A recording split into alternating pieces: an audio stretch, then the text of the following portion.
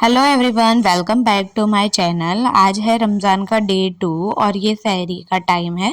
सहरी में ही जोहान बाबा उठ गए थे और मुझे परेशान कर रहे थे। उसे एक्चुअली भूख लगी थी ना, तो वो उठ गया था साथ में कि मुझे कुछ खाने को दे दो। और खाने के बाद तो वो सीधा बेचारा 11 बजे उठा था। वक्त वक्त की बात होती है ना। अभी देखो कितना सारा वक्त गुजर गया है। हम माँ के हाथ की सहरी खाते थे, अब हम खुद सहरी बनाने लगे।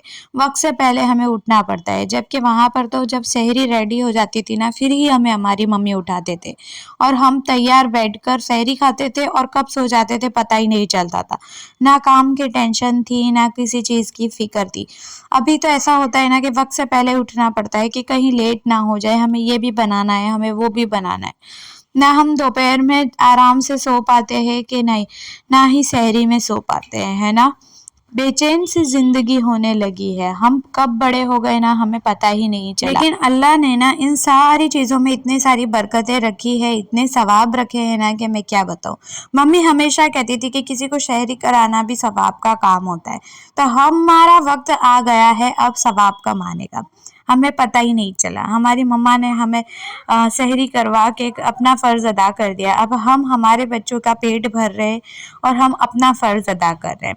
हाँ तो जी, हम उठ गए थे और सहरी के बाद सोने के बाद जो हम उठे ना, तो जोहान बाबा को भूख लगी थी, तो मैं उसके लिए पहले नाश्ता बना दिया, ब्रेड बटर। और उसके बाद मैंने है जो तुकमुरिये भी भिगा दिए थे। मुझे रात में जो है वो गुड़ का शरबत बनाना है इफ्तारी में। उसके बाद मैंने कपड़े वगैरह धो लिए थे। कपड़े धोने में ना ज़्यादा टाइम नहीं लगता है, क्योंकि हमारे कपड़े तो जो है मशीन में धुलते हैं, लेकिन जोहान के कपड़े हमेशा मैं हाथ से ही वॉश करती हूँ।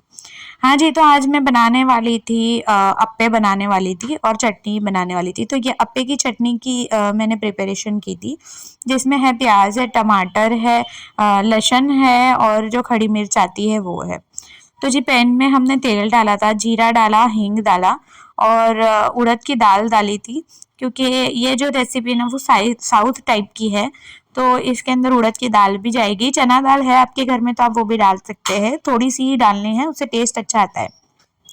उसके बाद हरी मिर्च और जो भी हमने रेडी किया था वो सब कुछ इसमें डाल देना है। प्याज जब ट्रांसपेरेंट हो ना, उसके बाद ही हमें टोमेटो डालना है।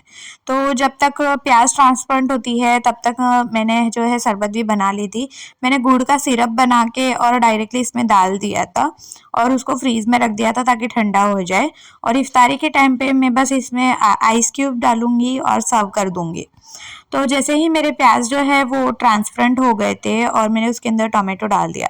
अब टोमेटो है ना वो जब उसके छाल उधड़ने लगे और वो खुद ही मैश हो जाए पूरी तरह से, तब तक हमें इसको पकाना होता है। तो इसमें काफ़ी सारा टाइम कंज्यूम होता है और इसमें थोड़ा सा नमक डाल देंगे ना, तो जो टमाटर है वो जल्दी जल्दी से पक जाते हैं। आज जो है ना मैंने आपको अप्पे की रेसिपी बताना है, तो आप है ना वीडियो को ध्यान से देखिएगा और इफ्तार में आप इसको ज़रूर बना के देखना। ये बहुत टेस्टी बनती है, बहुत यम्मी बनती है और सबसे पहली बात कि ये बहुत हल्की होती है खाने में, बिल्कुल भी हैवी नहीं लगता है। हाँ जी, तो हम ये बैटर रेडी करेंगे अप्पे का, जिसमें 2 कप सूजी लिया है, तो 1 कप हम दही लेंगे और 1 कप पानी। इसमें जो मेजरमेंट है ना वो हमें बराबर लेना है, ताकि हमारा बैटर है ना वो एकदम परफेक्ट कंसिस्टेंसी से बने। तो सूजी जो है ना उसको फूलने के लिए रखना होता है, तो हम 20 से 30 मिनट के लिए, जैसे आधा घंटे के लिए हम उसे रख देंगे ढककर। इसमें हमने जो है इमली डाल दी थी लास्ट में, क्योंकि खट्टापन जो है वो इमली से अच्छा टेस्ट आ जाता है। तो जैसे वो ठंडी हो रही है, जैसे ठंडा हो जाएगा ना तो हम वो चटनी को पीस लेंगे। तो जब तक ठंडा होता है तब तक मैं यहाँ पर आ गई और हमारे जो सिंक में बर्तन रखे हुए थे, थोड़े बहुत काम करने के वक्त जो भी बर्तन निकलते हैं ना, मैं एट टू टाइम ही वॉश करके रख देती हूँ। हाँ जी, तब तक ये भी ठंडा हो गया था और मैं यहाँ पर आ गई और मैं चटनी को जो है वो पीस लिया था। अब इसमें एक है ना ऊपर से तड़का डालना होता है, तो इसको मैंने एक कटोरी में निकाल लिया था। जो तो बैटर है ना उसके अंदर हमें डालना है कैप्सिकम, टोमेटो और प्याज।